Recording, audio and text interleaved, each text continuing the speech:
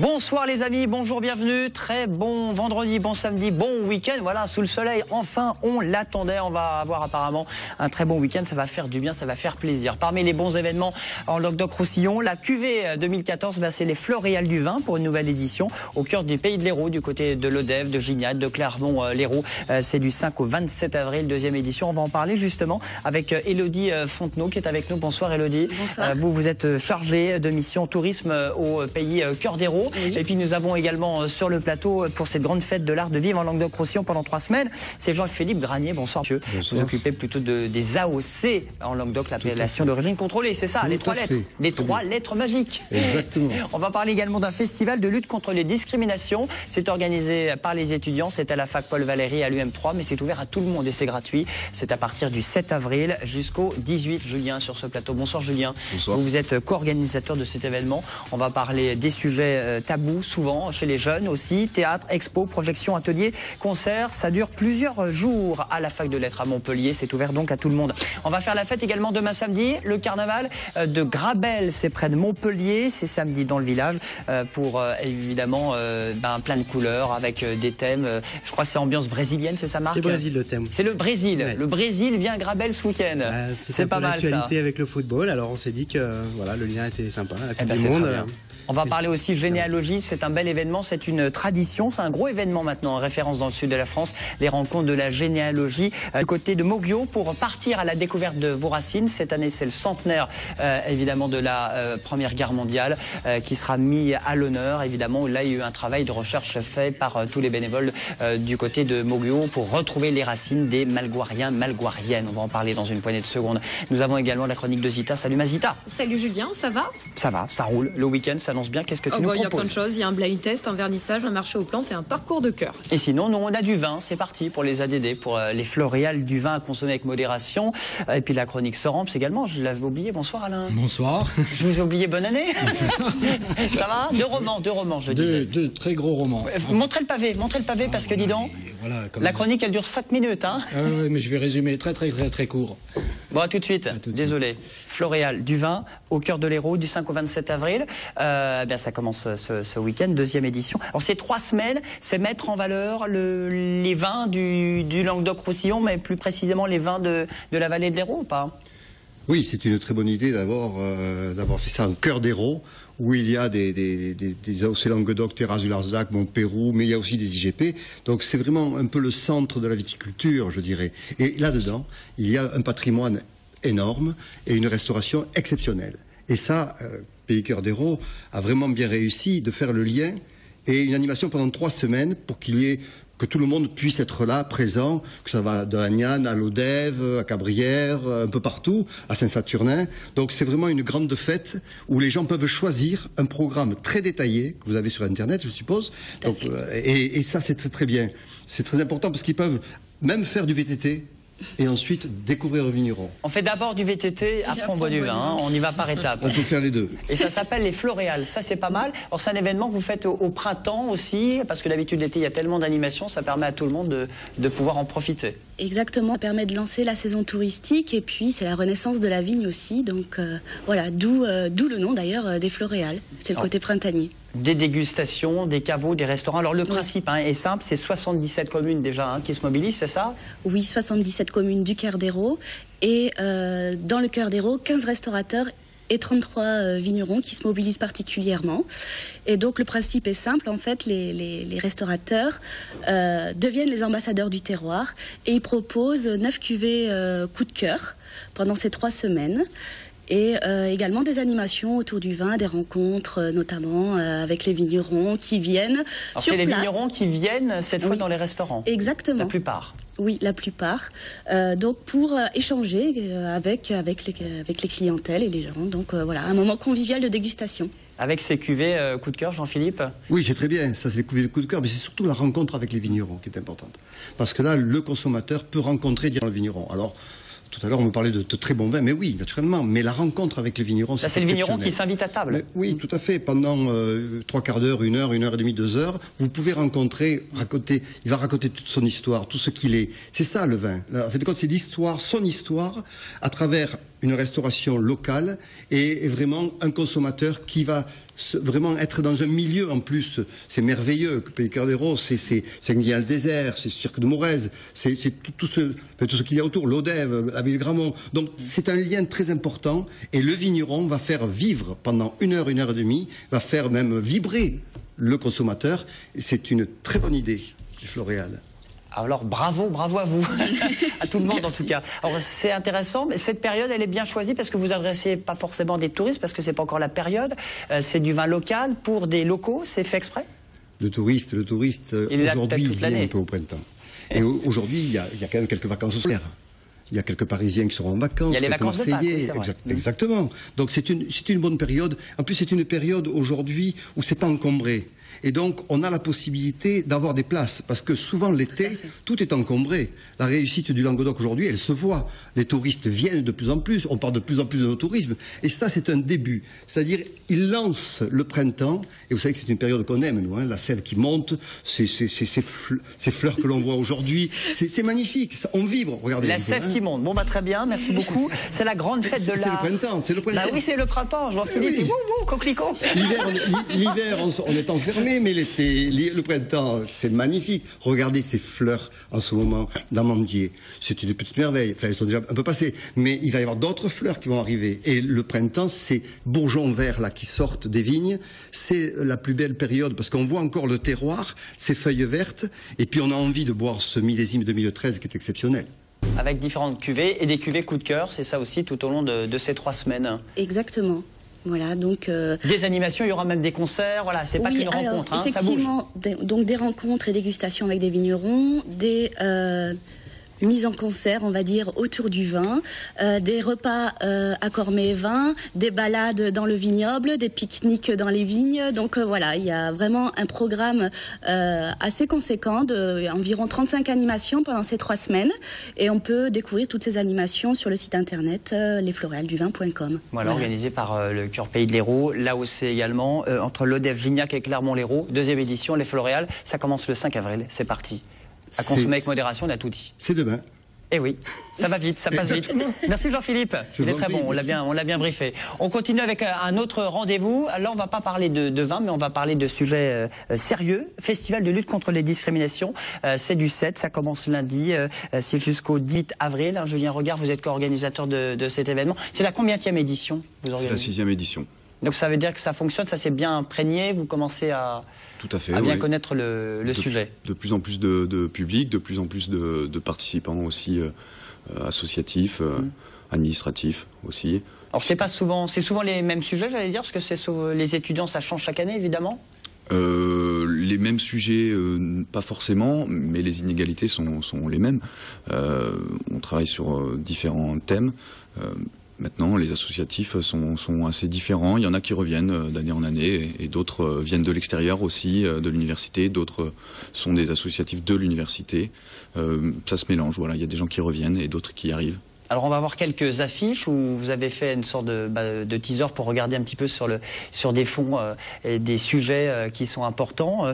Tous ces sujets seront abordés. Ouais, en fait, les affiches là, c'est une fresque historique. On voulait montrer, voilà, des moments important en France, tout simplement, en commençant par La liberté guidant le peuple d'Eugène Delacroix, voilà, qui représente un peu la Révolution, même si ça ne représente pas la Révolution, mais en tout cas dans l'imaginaire des gens, et d'autres fresques historiques sur d'autres moments historiques comme l'abbé Pierre, la marche contre le racisme, voilà. C'est les thèmes effectivement qui seront abordés dans ce festival, qui est un festival participatif. Du coup, on fait un appel à projet auxquels répondent les associations externes comme SOS Homophobie, l'Amicale du Nid ou autres, et les assos internes à l'université, puisqu'on a 15 assos hébergés et une trentaine d'assos domiciliés sur l'université. Mais il y aura des conférences débats, en fait, ça va s'organiser comment sur cette semaine? Alors il y aura des colloques, des conférences, des ateliers, des débats, effectivement, mais aussi des moments de partage, des moments, on va dire, un peu plus cool, un peu moins universitaires que les colloques ou les conférences, par exemple, comme des concerts, des spectacles, mais à chaque fois avec le thème des discriminations en filigrane. Par exemple, on a un concert de cumbia, de la musique colombienne, sur la première semaine, le mercredi 9, Mais ce concert de cumbia, il rentre dans le thème des discriminations parce que c'est une asso qui s'appelle Dame la Mano, qui travaille à la réinsertion des femmes du Chocos, qui est une région colombienne, qui sont discriminées à cause de la guerre et du fait que ce soit des Afro-colombiennes. Voilà. Donc c'est une asso franco-colombienne, montpelliéraine aussi, et qui travaille là-dessus et qui va proposer une projection, un débat et derrière un concert de cumbia. Donc voilà, c'est à chaque fois en filigrane il y a les discriminations et bien sûr il y a des moments plus cool. Et c'est aussi pour la bonne cause, ou tout est gratuit? Ouais, c'est pour la bonne cause. Enfin, on aime à le penser. Tout est gratuit et c'est ouvert à tous. C'est pas que les étudiants, ça c'est bien. Tout le monde peut venir. Tout le monde peut venir. Il y a une salle de spectacle qui accueille tout ce qui est partie spectacle, concert, théâtre aussi, parce qu'on a du théâtre cette année. Et on a une salle, la salle Camprou, qui est une salle de colloque. D'accord. C'est des sujets un peu tabous quand on dit discrimination, je sais pas, quand on parle d'inégalité quand on a moins de 20 ans, d'homophobie quand on a moins de 20 ans, de prostitution, parce que vous allez donner un rapport là, la semaine prochaine. Oui, tout à fait. C'est vraiment des sujets, est-ce que ça a évolué ce festival au bout de 6 ans, en 10 ans, on a des vrais témoignages, et vraiment ces sujets, quand on est jeune et étudiant, on est aussi concerné.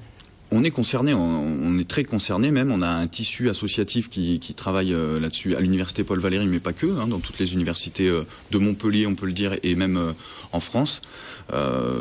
C'est pas des sujets tabous, mais c'est des sujets graves qui malheureusement restent de nos jours. Je sais pas si ça s'accroît ou pas, c'est difficile à dire. Sur la prostitution étudiante, c'est un constat, effectivement, ça existe. Et on voulait le montrer et on voulait surtout, à travers la sortie du dépliant qui sera le mercredi 9 avril dans le cadre du festival, on voulait montrer un peu les représentations, la vision qu'ont les étudiants de la prostitution étudiante. Et c'est là-dessus que le dépliant est important, c'est un premier axe de travail. Et ce dépliant sortira donc le mercredi 9 avec des chiffres, mais pas que, surtout voilà, des réponses aux questions, comment les étudiants voient la prostitution étudiante. Et voilà, on a interrogé plus de 2000 étudiants, c'est un travail de 2 ans, donc on est fiers de sortir ce dépliant qui sert à la prévention en fait. Pour interpeller effectivement tous les étudiants qui vont venir, souvent des sujets qui sont sensibles, voire tabous à la fac de lettres, à l'UM3, même chez les jeunes. Festival de lutte contre la discrimination, ça commence lundi jusqu'au 18 avril, c'est ouvert à tout le monde, c'est gratuit. Théâtre, expo, projection, ateliers et concerts. Merci beaucoup Julien, rendez-vous sur le site de l'UM3 ? Sur le site de l'UM3. univ-mont3.fr. Ouais, c'est un peu compliqué. Il n'y a pas Pellier, hein. Monte. Il faut taper UPV sur la barre de recherche, ça fonctionne. Chronique Sorams, chronique livre, on enchaîne. À tout de suite.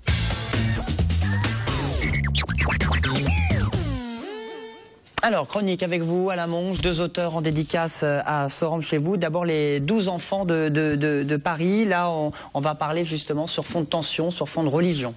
Oui, alors c'est un auteur anglais, Tim Willox, qui s'est fait connaître dans le polar, qui est un personnage dont la vie est déjà...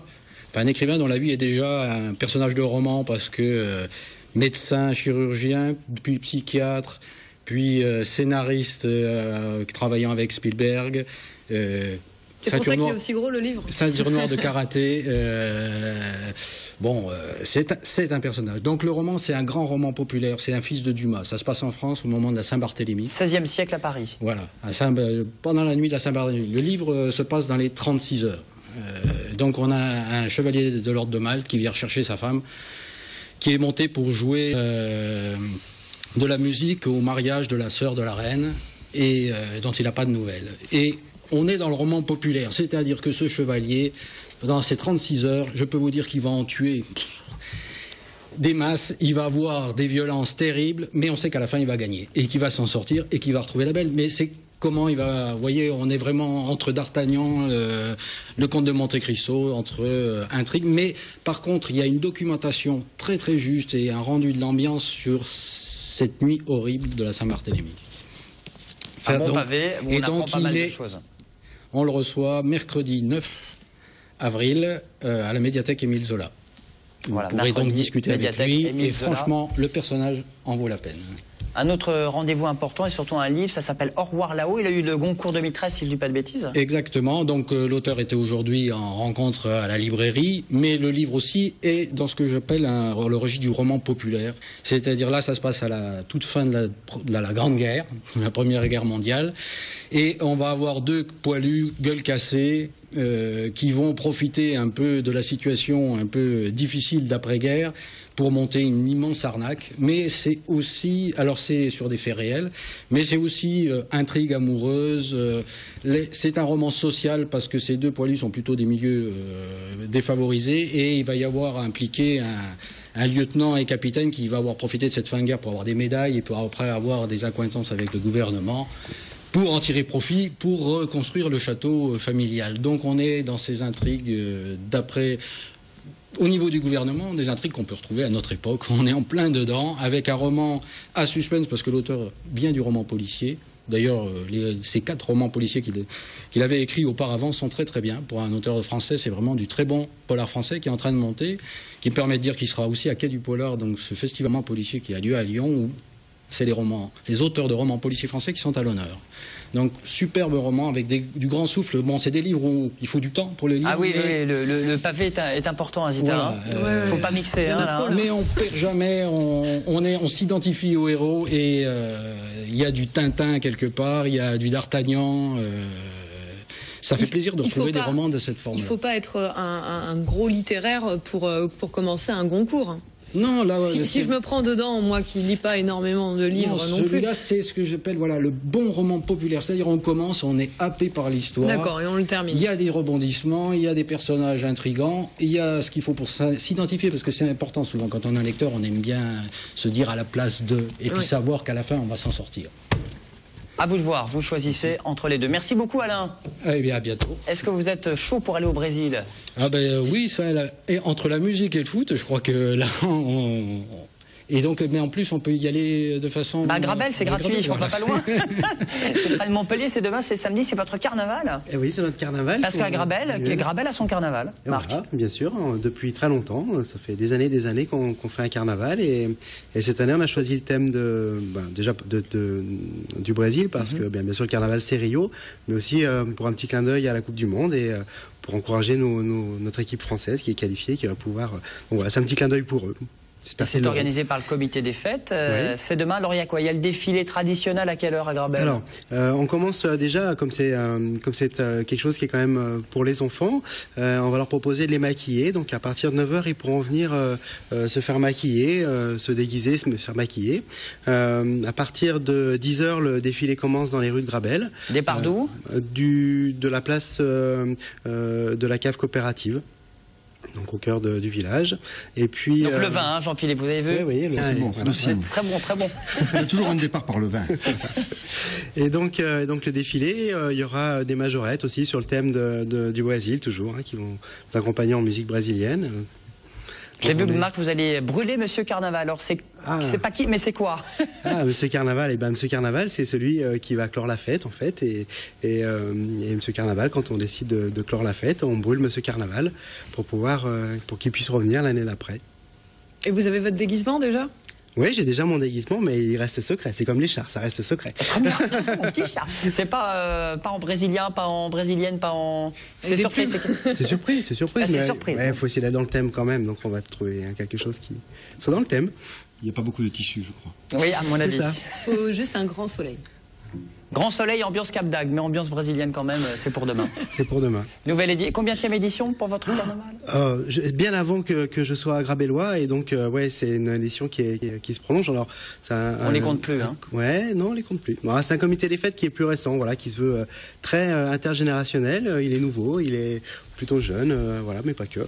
Eh bien, merci beaucoup Marc. À demain merci. À Grabel pour ce carnaval, la tradition respectée près de Montpellier, au nord de la ville. Bonsoir Georges. Bonsoir. C'est la combienième édition, vous, pour votre rencontre? 13e édition. 13e. C'est rentré, les fois, c'est un adolescent. Cette manifestation. Très bien, il va pouvoir boire du vin. Les rencontres généalogiques, c'est de Moguio. Georges Di Meglio, vous êtes l'un des organisateurs. Bien installé ce festival, hein, Grand Sud, c'est ce week-end, c'est ça, à la salle Morestel? Ça a commencé aujourd'hui par le fait que dans la collaboration que nous avons mis en place avec les services de la mairie de Moguio, nous recevons des enfants. Et donc on leur explique la généalogie. Et à partir de demain, ce seront conférences, rencontres avec une quarantaine d'associations qui ne représentent pas uniquement le sud de la France. On a des Lorrains, on a des gens des Alpes-Maritimes, de la Corrèze, qui viennent présenter les activités de de leur association. Et qui sait s'il y a des Corréziens qui habitent à Montpellier peuvent retrouver leur racine. Absolument, bien sûr. Vous précisez quand même que cette manifestation et l'entrée est libre. Et il faut savoir que tout tourne autour cette année autour de la Grande Guerre. Là aussi, qui est un thème évidemment parce que c'est le centenaire. Le centenaire. Avec 1914-2014. Et là, vous avez décidé de mettre à travers une expo événement, en avant ceux qui sont tombés pendant la guerre et qui étaient de Moguio. Tout à fait. Mettre à l'honneur les Melgoriens qui ne sont pas revenus et qui sont morts pour la France. Et en même temps, il y a une exposition de documents. Les documents, ça peut être des armes, ça peut être des costumes, des lettres qui sont déjà exposées à la disposition de la population de Moguio et de tous les environs, bien entendu. Alors ça, c'est un sacré travail, Georges, parce que vous avez mis à contribution tous ces habitants de Moguio. Comment vous avez remonté le temps? Moguio, il y a eu 67 personnes qui sont mortes pendant la guerre de 14-18.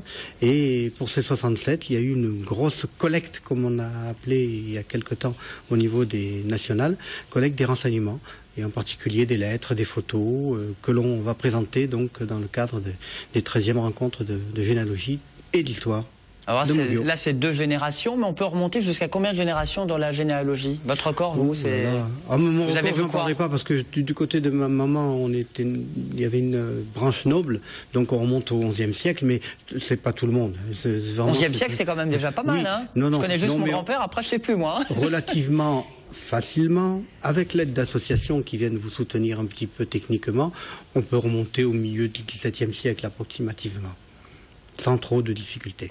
Alors, ce qui est incroyable, c'est que ça se fait encore beaucoup manuellement, par papier. L'Internet existe, mais il n'y a pas les sites Internet qui existent encore pour faire votre... Absolument, et puis il faut savoir que les archives départementales en France, sur les 100 et quelques dépôts, il y en a 84 ou 85 qui sont en ligne. C'est-à-dire que si on a des problèmes de sommeil, on peut faire de la généalogie à 4 h du matin, sans problème. En tout cas, les horaires, je vous les rappelle, samedi, dimanche de 9 à 12 et de 14 à 18 h. Tout à fait. Salmorestel à Moguio, l'entrée est gratuite. Vous irez peut-être, Alain, faire un petit tour? Oui, sûrement, c'est juste à côté.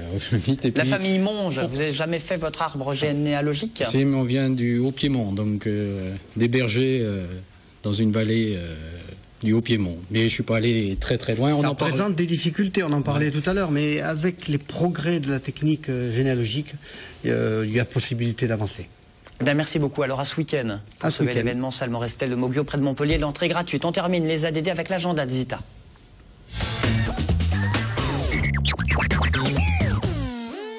Alors on continue et on commence avec un blind taste. Et oui, tu sais ce que c'est un blind test? On met la musique, tu devines qui c'est qui chante. Exactement, c'est un concours de rapidité. Et ce soir, c'est au Baba Jalébar. Alors c'est rue des Écoles Laïques dans le centre-ville de Montpellier.